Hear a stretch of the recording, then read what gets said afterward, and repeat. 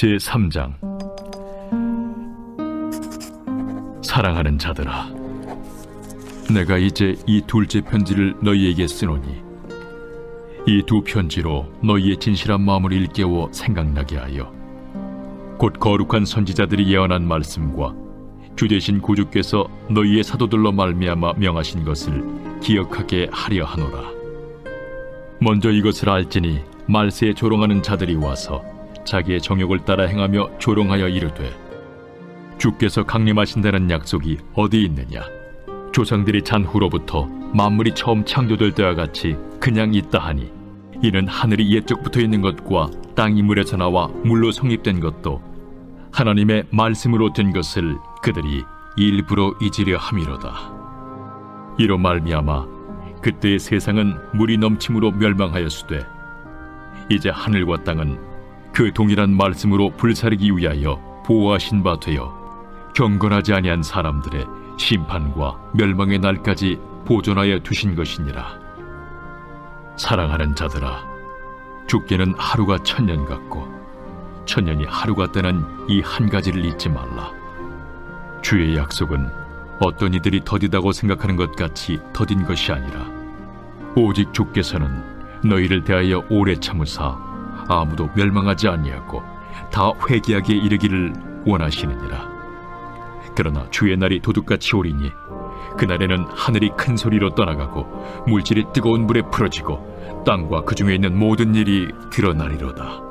이 모든 것이 이렇게 풀어지리니 너희가 어떠한 사람이 되어야 마땅하냐? 거룩한 행실과 경건함으로 하나님의 날이 임하기를 바라보고 간절히 사모하라. 그날에 하늘이 불에 타서 풀어지고 물질이 뜨거운 불에 녹아지려니와 우리는 그의 약속대로 의가 있는 곳인 새 하늘과 새 땅을 바라보도다. 그러므로 사랑하는 자들아, 너희가 이것을 바라보나니 주 앞에서 점도 없고 흠도 없이 평강 가운데서 나타나기를 힘쓰라. 또 우리 주의 오래 참으심이 구원이 될 줄로 여기라. 우리가 사랑하는 형제 바울도 그 받은 지혜대로 너희에게 이같이 썼고, 또 그 모든 편지에도 이런 일에 관하여 말하였으되, 그 중에 알기 어려운 것이 덜어 있으니 무식한 자들과 굳세지 못한 자들이 다른 성경과 같이 그것도 억지로 풀다가 스스로 멸망에 이르느니라. 그러므로 사랑하는 자들아, 너희가 이것을 미리 알았은즉 무법한 자들의 미혹에 이끌려 너희가 굳센 데서 떨어질까 삼가라. 오직 우리 주 곧 구주 예수 그리스도의 은혜와 그를 아는 지식에서 자라가라. 영광이 이제와 영원한 날까지 그에게 있을지어다.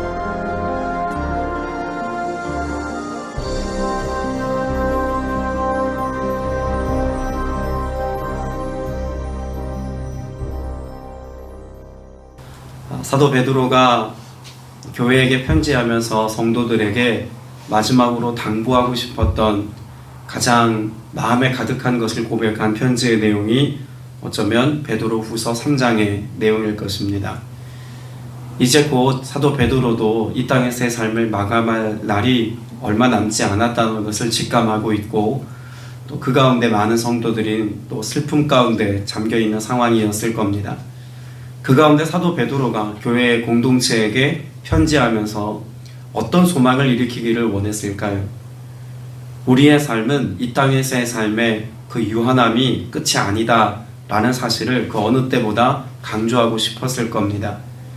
이 땅에서의 삶에 우리의 삶이 매여있는 듯하나 우리의 삶은 결국 이 땅을 지나쳐서 영원한 하나님의 나라에 이르게 될 것이다 라고 하는 그런 마지막 때에 대한 소망, 오늘 13절에 나와 있는 새 하늘과 새 땅에 대한 소망이 베드로 마음 가운데 가득했다고 볼 수 있습니다. 이것은 당시 교회 공동체 안에서 일어났던 거짓 교사들의 잘못된 메시지와도 매우 연관이 있죠. 당시 거짓 교사들이 가르쳤던 것 중에 하나는 예수님께서 다시 오시겠다라고 하는 약속이 더디 이루어짐을 보면서 예수님께서 부활하신 것처럼 우리도 부활할 것이라고 우리가 믿지만 우리에게 부활은 없는 것이다 라고 가르쳤습니다. 또 부활이 없기에 예수 그리스도의 다시 오심은 우리에게 불필요한 것이고 예수님의 재림도 없을 것이다 라고 하는 가르침들이 당시 거짓 교사들을 통해서 여러 가지 교회 공동체 안에 다른 내용들로 전달되고 또 가르쳐지기 시작했습니다. 오늘 본문에도 보면 16절에 사도 바울의 편지에 대해서 잘못 해석한 것에 관한 내용도 있지 않습니까? 당시 사도 바울의 편지를 잘못 해석하고 또 자의적으로 해석하고 또 시대적인 상황에만 맞추어 해석하다 보니까 예수님의 재림과 부활을 부정하는 이들이 공공연하게 많이 생겨나기 시작했습니다. 이것에 대해서 베드로는 당시 교회 공동체 안에 다시 한번 믿음을 견고하게 하고 그들의 신앙을 다시 한번 정립해 줄 필요가 있었던 겁니다.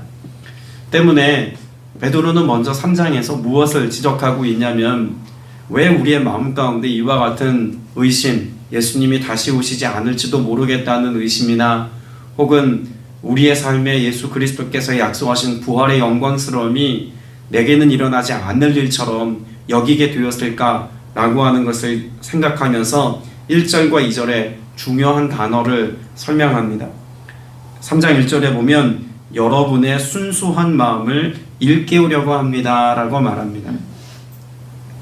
베드로는 당시 교회 공동체 안에 성도들이 처음 복음을 받았을 때의 그 마음, 그래서 예수 그리스도를 통해서 우리의 삶의 구원의 역사가 이루어지고 완성되어서 영원한 하나님의 나라에 이르게 될 것을 믿었던 이 믿음이 다시 한번 재생되기를 원하고 다시 한번 불붙기를 소망하는 마음이 있었습니다. 그러기 위해서는 무엇이 필요하다고 말씀하고 있을까요? 말씀입니다. 그 말씀을 다시 한번 떠올리고 기억해내서 예수님이 우리에게 말씀하셨던, 가르쳐 주셨던 그 보배롭고 또 거룩한 산 길에 이르게 하는 그 말씀을 우리의 삶 속에 되새기고 붙잡고 살아가는 것이 이런 소망을 잃어버릴 때 무엇보다 가장 필요한 일이다 라고 하는 것을 이야기해 주고 있죠.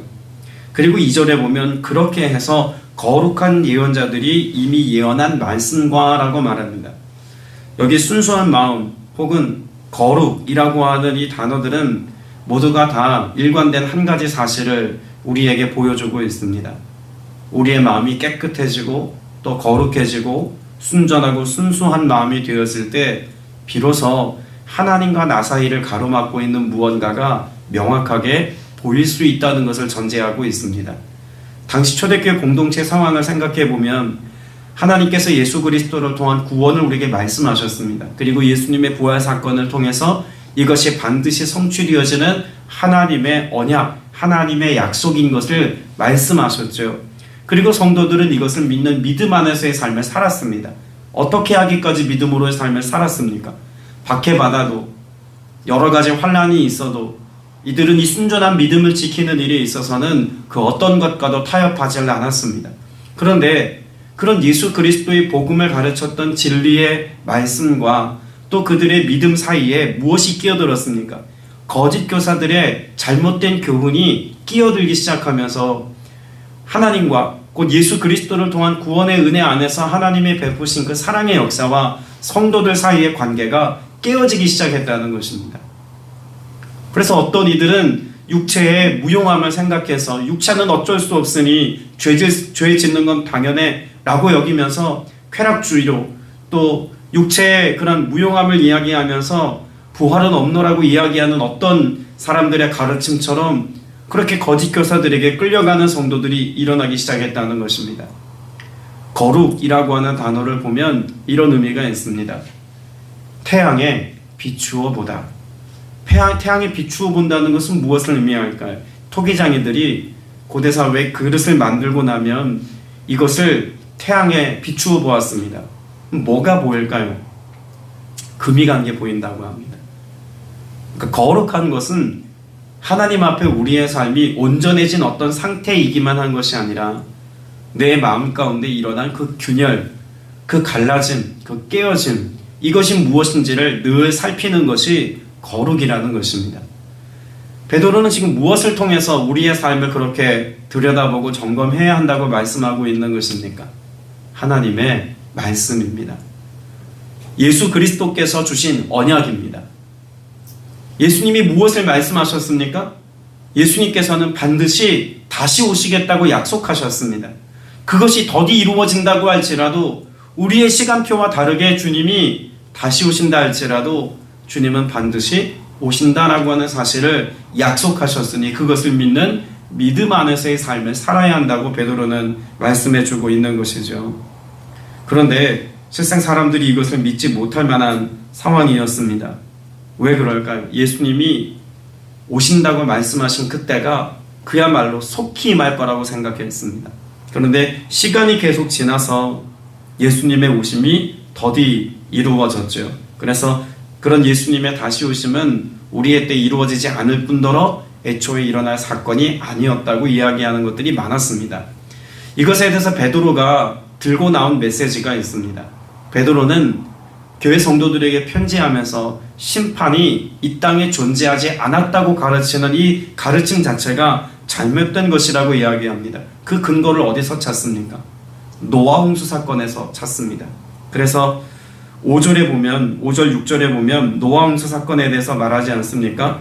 하나님의 말씀으로 하늘이 오랜 옛날부터 있었고 땅이 물에서 나와 물로 말미암아 형성되었다는 것과 또 물로 그때 세계가 홍수에 잠겨 망하여 버렸다는 사실을 그들이 일부러 무시하기 때문입니다 라고 말합니다. 그런 거짓 교사들의 가르침 안에는 뭐가 있다는 겁니까? 이전에 하나님이 이미 이루신 하나님의 약속의 말씀을 따라 성취된 사건들마저 아무것도 아닌 것처럼, 아니 애초에 없었던 일처럼 치부하는 그런 하나님의 말씀에 대한 무시함이 그들로 하여금 잘못된 가르침을 갖게 했다라고 이야기하죠. 그러니 우리도 이와 같은 실수를 반복할 것이 아니라 주님의 약속의 말씀이 우리에 주어졌다면 이 사실을 믿는 믿음이 중요하다는 것을 다시 한번 재차 강조하고 있습니다. 그리고 노아 사건을 좀 더 우리가 면밀히 생각해 볼 필요가 있죠. 여러분, 애초에 베드로는 하나님에 대해서 어떤 하나님이시라고 오늘 말씀해 주고 싶었을까요? 9절에 보면 도리어 여러분을 위하여 오래 참으시는 것입니다.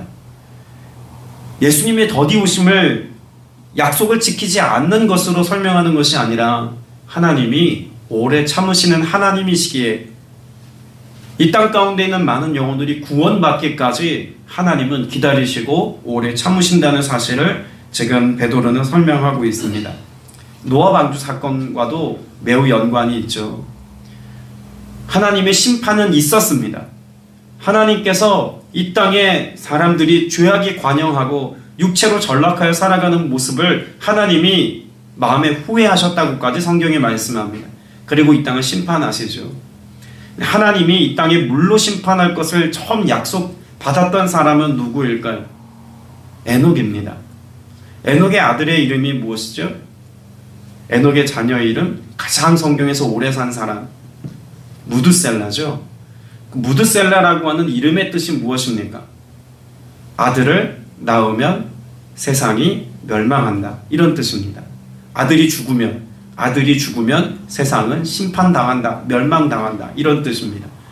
그럼 에녹이 65세에 낳았던 무드셀라가 애초에 태어날 때 이 무드셀라가 죽을 때 그때 하나님의 심판이 있다는 메시지를 이미 말씀하신 것이죠. 그리고 무드셀라가 몇 세에 죽었습니까? 969세에 죽었습니다. 모세 나이, 노아의 나이 600세 되던 해. 그러면 969년을 무드셀라가 살았다는 사실은 단지 그가 세상에서 가장 오래 산 사람이다 라는 사실을 보여주기 위해서 굳이 그의 오래 산 나이를 기록하고 있는 것일까요? 성경의 의도는 거기에 있지 않습니다. 이미 무드셀라가 태어난 그때로부터 하나님의 심판은 계획되었습니다. 그런데 하나님의 심판이 얼만큼 기다려진 것입니까? 969년을 하나님이 기다리신 겁니다.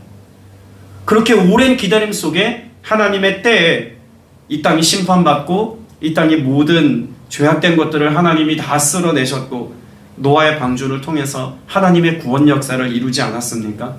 여러분, 이 사건을 통해서 베드로가 무엇을 말하고 싶었을까요? 하나님의 심판은 반드시 있습니다 라는 사실을 전제합니다. 그러나 하나님은 무작정 우리의 삶을 심판하시는 하나님이 아니시라 오래 참으시는 하나님이십니다 라는 사실을 말씀합니다. 그리고 오래 참으신 하나님께서 결국 우리의 삶 가운데 이루고 완성하기를 원하시는 것은 우리의 영혼을 구원의 자리에 이르게 하는 것과 또 하나님의 언약의 말씀이 우리의 삶에 성취되는 것을 경험하도록 하는 것, 이것이 하나님의 뜻이라는 것을 베드로는 다시 한번 우리에게 설명해 주고 있는 것입니다. 그래서 9절에도 보면 무엇을 강조하고 있을까요? 주님께서는 약속이라고 말씀하고 있습니다. 우리가 붙들고 우리가 소망해야 될 것이 있다면 무엇입니까? 약속이죠. 그 약속을 다른 말로 언약이라고 말합니다. 그 언약은 우리가 들고 있는 성경에 기록된 하나님의 말씀이 곧 언약입니다. 오늘 저와 여러분이 이 하루를 살아가는 동안 또 우리의 평생을 살아가면서 하나님이 신실하게 이루실 그 약속의 말씀을 붙잡고 살아가는 동안 어디를 향하는 마음이 늘 있어야 하겠습니까? 땅의 것에 마음을 두고 살아가는 것이 아니라 주님이 우리에게 허락하신 영원한 하나님의 나라, 그래서 13절에 기록하고 있는 다시 오실 예수 그리스도를 소망하며 새 하늘과 새 땅을 기다리는 삶을 우리가 살아가야 한다는 것을 말씀하고 있습니다. 여러분, 거룩이라고 하는 것은 우리 스스로 이룰 수 있는 것이 아닙니다. 예수님의 십자가 사건을 통한 은혜로 주어진 것이고 약속하신 성령이 하나님과 나 사이를 가로막고 있는 그 모든 딱딱한 것들을 다 제거해내고 그 안에 임재해 계심을 통해서 이루어 주시는 사건입니다. 그리고 이것을 통해서 우리의 삶에 이루어지는 은혜는 이 땅에 마음을 두고 살아가는 것이 아니라 영원한 본향에 소망을 두고 영생을 가진 하나님의 거룩한 자녀로서의 삶을 살아가는 데 있습니다. 자, 그러면 오늘을 사는 저와 여러분도 이 본문의 말씀을 통해서 무엇을 취하고 무엇을 기다리는 삶을 살아야 하겠습니까? 오늘 여러분에게도 동일하게 하나님은 말씀하십니다.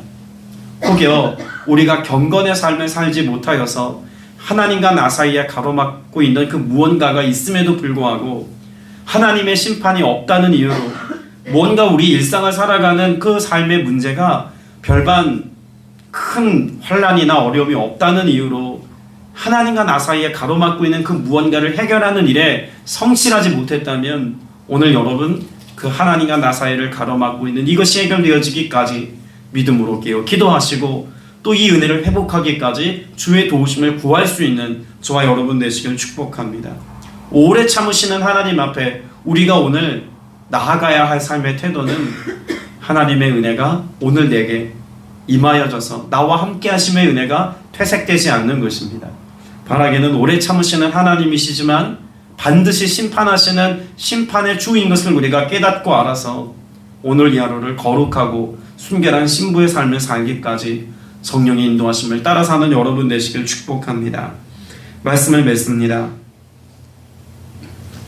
15절 말씀을 먼저 같이 읽어봅니다. 15절입니다. 시작. 그리고 우리 주님의 오래 참으심이 구원을 위한 것이라고 생각하십시오. 거기까지요. 하나님의 오래 참으심은 결국 무엇을 위한 것이라고요? 구원을 위한 것입니다. 그리고 구원받은 우리가 오늘을 살면서 이렇게 살자고 다시 한번 당부합니다. 18절 있습니다. 시작. 우리의 주님이시며 구주이신 그리스도 예수에 대한 지식과 그의 은혜 안에서 잘하십시오. 이제도 영원한 날까지 영광이 주님께 있기를 빕니다. 우리의 삶에 구원을 베푸시는 주님이십니다. 그 주님에 대하여서 우리가 구원받았다는 상태에 머물러 있는 것만이 아니라 구원의 주님을 바라고 소망하면서 예수 그리스도에 대한 지식과 그 은혜에 관하여 오늘 또 한 걸음 더 성장해 가야 하고 한치 더 자라가야 합니다. 그러자면 오늘 저와 여러분이 마지막 때를 소망한다는 것이 먼 미래에 어떤 장차 일어날 일들에 대한 소망이 아니라 오늘 나를 만나주시고 오늘 내게 역사하시는 예수 그리스도를 갈망하고 소망하는 것이 이것이 영원한 새하늘과 새 땅을 바라보고 소망하는 삶인 것을 깨닫게 되시기를 바랍니다. 오늘 그렇게 주님 안에서 성장하여서 의의 열매를 가득히 맺는 여러분 되시길 주님의 이름으로 축복합니다. 기도드리겠습니다. 주님, 오늘도 우리에게 말씀하시고 이 말씀을 통해서 언약을 확증하시니 참으로 감사드립니다. 주님 다시 오시겠다고 말씀하셨으니 분명히 다시 오심을 믿는 믿음 안에서 오늘을 살게 하여 주시옵소서. 주님, 다시 오심의 주님을 바라고 소망하는 동안 우리의 삶이 세상에 대하여 마음 뺏기지 않기를 원하며 시선을 빼앗기지 않기를 원합니다. 더욱 주님을 바라보고 더욱 주님을 생각하여서 예수 그리스도께서 우리의 주님이신 것과 예수 그리스도께서 우리에게 약속하신 그 놀라운 일들을 이루어 성취하시며 신뢰하며 살아가는 모든 주의 권속들 되어지기를 원하오니 주님 앞에서 우리의 삶을 주께 온전히 드리며 살아가는 믿음의 지체를 되게 하여 주시옵소서. 주님, 오늘도 더욱더 주님의 은혜를 누리기를 원합니다. 우리는 사랑하셔서 우리의 육체와 우리의 마음과 우리의 환경 가운데 가장 선한 것들로 주기를 기뻐하시는 주님의 은혜가 우리의 삶에 넘쳐난 바 되어지기를 원하오니 주님 한 분만으로 주님의 행하신 일들로 만족하며 기뻐하며 즐거워하며 살아가는 모두가 되게 하여 주시옵소서.